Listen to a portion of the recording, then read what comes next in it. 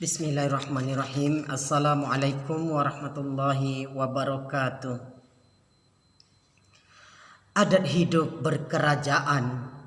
Ada raja yang berdaulat. Ada datuk kuat kuasa.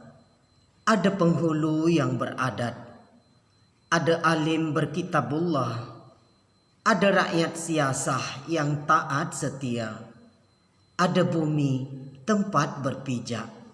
Encik-encik, puan-puan dan tuan-tuan, kembali kita bersua dalam majlis literasi budaya Melayu yang mana pada hari ini kita masih melanjutkan bacaan kita, iaitu membaca sebuah buku yang berjudul Kesantunan dan Semangat Melayu karya besar Datuk Haji Tenas Effendi, yang mana pada hari ini kita telah pun sampai kepada bab yang ke-6, iaitu kesantunan dalam bersiasah atau berpolitik.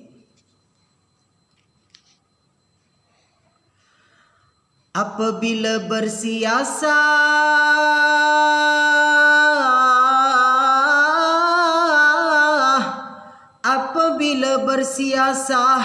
akhlak senonoh.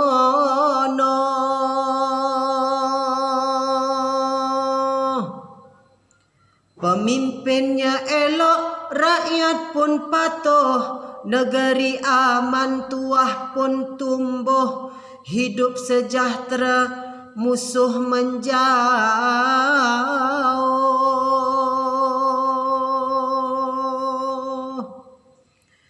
Apabila bersiasah, akhlak terpuji, bersilang pendapat, pantang mengeji, berbeza faham, takkan mencaci.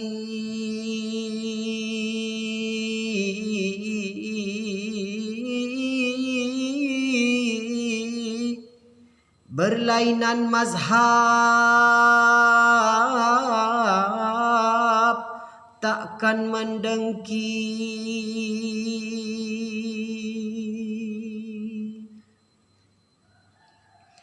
Apabila bersiasah,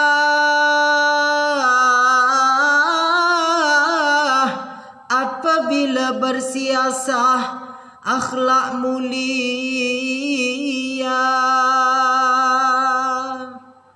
Dalam bercakap bermanis muka, dalam berhujah berlembut lidah, dalam bermusyawarah tiada menyalah.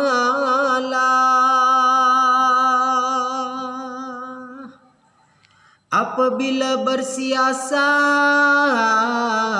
menjunjung adat, haram baginya hujat menghujat, duduknya sopan, tegaknya bersifat.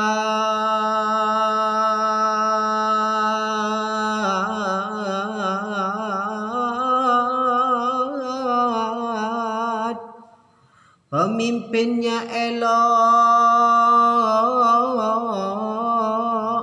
ditaati rakyat.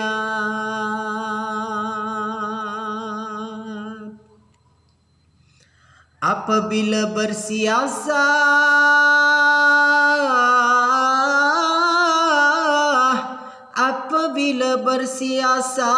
berlaku bijak.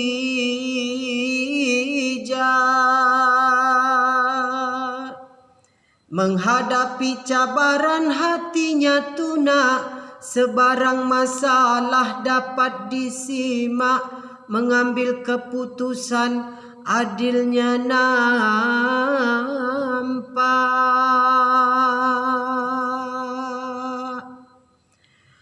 Hakikat bersiasah, mencari kedamaian, menjalin hubungan dengan keikhlasan, hidup bersama dalam kerukunan,